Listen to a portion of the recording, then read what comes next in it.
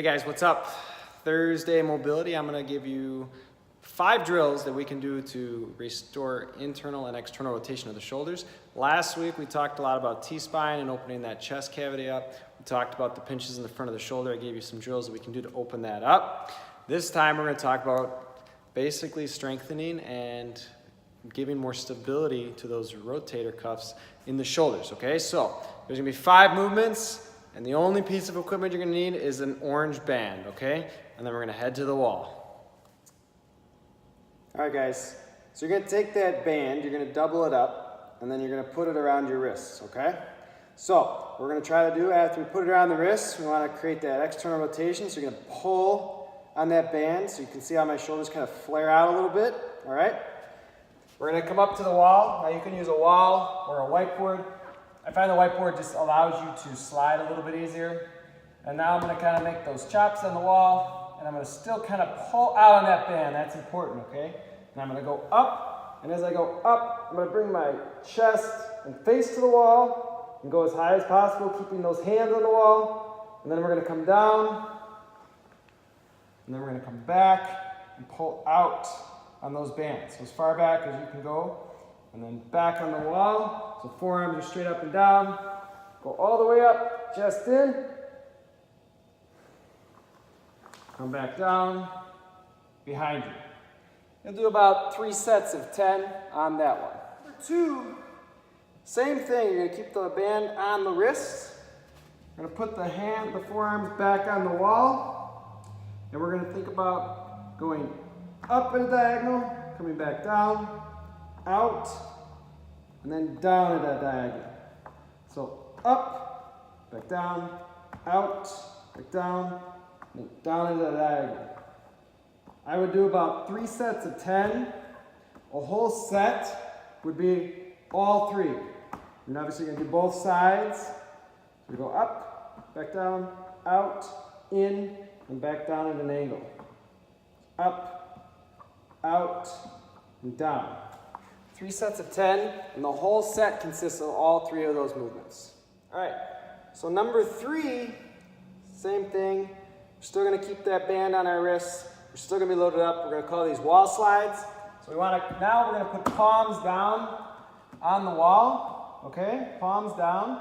And we're going to think about kind of pressing out on those bands to create that tension in the shoulders. So if I were to hold this, you can kind of feel the burning in the outside of those shoulders. That's good. Now, we're going to slide up, and then we're going to come back down. Slide all the way up. Make sure we're pulling out on that band, create the tension, and back down. About 3 sets of 15, and obviously you can superset all of these movements, but 3 sets of 15 on the wall slides, it basically allows the shoulder blades to move properly up your back. That's what you're retraining.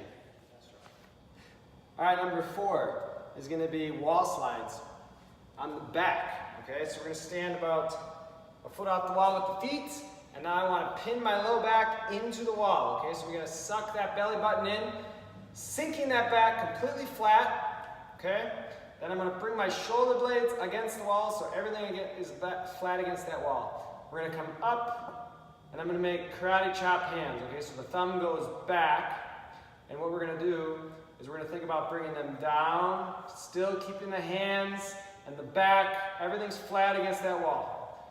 Up and out, and then back down. It's very slow and controlled movement. The control that you have to press everything against the wall, you're going to feel that it's extremely tight right in about that front, in the back, right in the middle of the shoulder blades. Because you're forcing that to have good posture.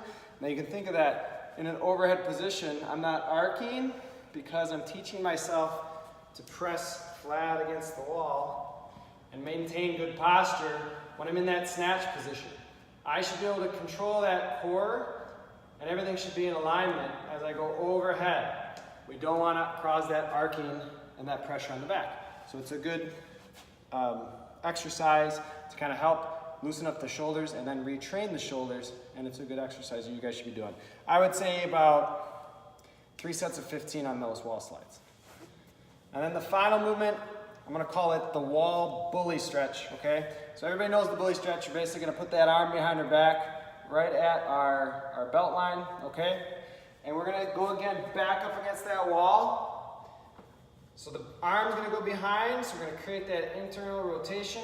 And now the goal here is to flatten the back, press the shoulder in, and then kind of press that shoulder back against the wall, okay? So you can notice that I'm getting a little bit of that winging forward. And I'm gonna squeeze it back and hold, and then release. Squeeze it back, hold. You're gonna feel that pressure kind of in that upper trap, and then release, and then back again. So I would do 3 sets of 15 on both sides, and then to finish it off, after you do your 15, you should do a hold of 1 minute if you can. So we're squeezing it back, making it flat up against the wall. So that's after my 15th one. Now I'm gonna squeeze and hold it, pressing it back against the wall for 1 minute. Those are your 5 exercises I gave you to restore your shoulders and get some good shoulder health. You guys are gonna definitely notice a difference. Get rid of those pinches, get rid of those basic soreness in the shoulders, and create some stability and control when you guys are doing those overhead movements. All right, guys, we'll see you next week.